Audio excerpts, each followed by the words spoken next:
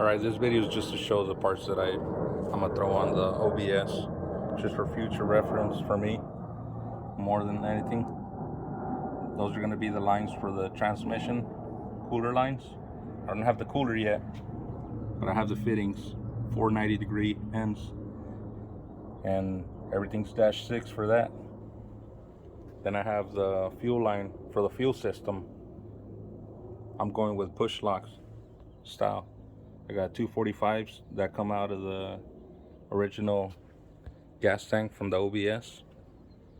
And then these two are the adapters that you'll be needing. They're both different sizes.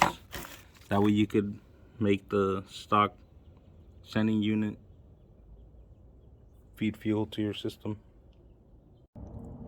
That's what I'm gonna be using for a filter. I'm gonna use this K&N filter, see how it works. This is for a return style fuel system. One in, one out.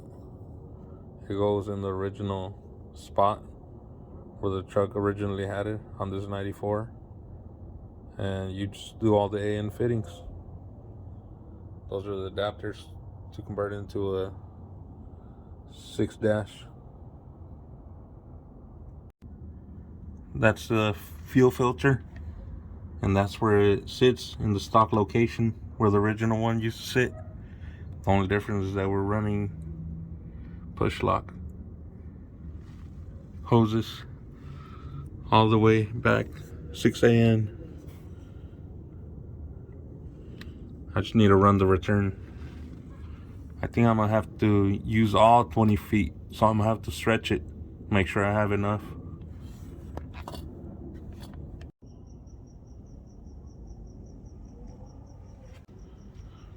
There's that little update just on how it's looking, how I'm starting to route the stuff.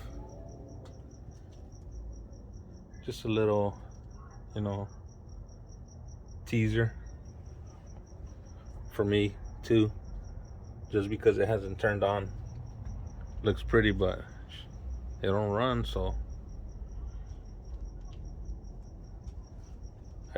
I'm still trying to figure out that harness, see what's going on, see why I'm not getting any signal from the key on.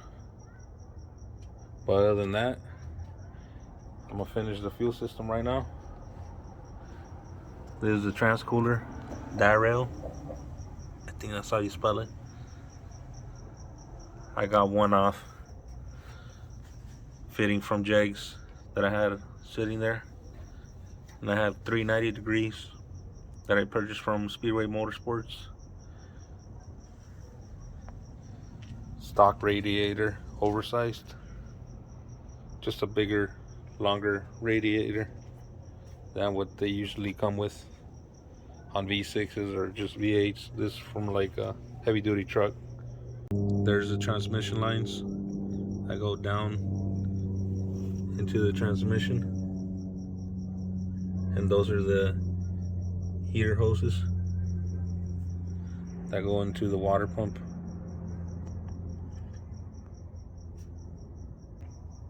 That's where the transmission cooler lines continue, go down under there, and then they just cleanly come up in front of the core, because there is going to be an air conditioned core that's going to go in between there, and I'm sure it's going to fit and go through the stock route and look clean too as well.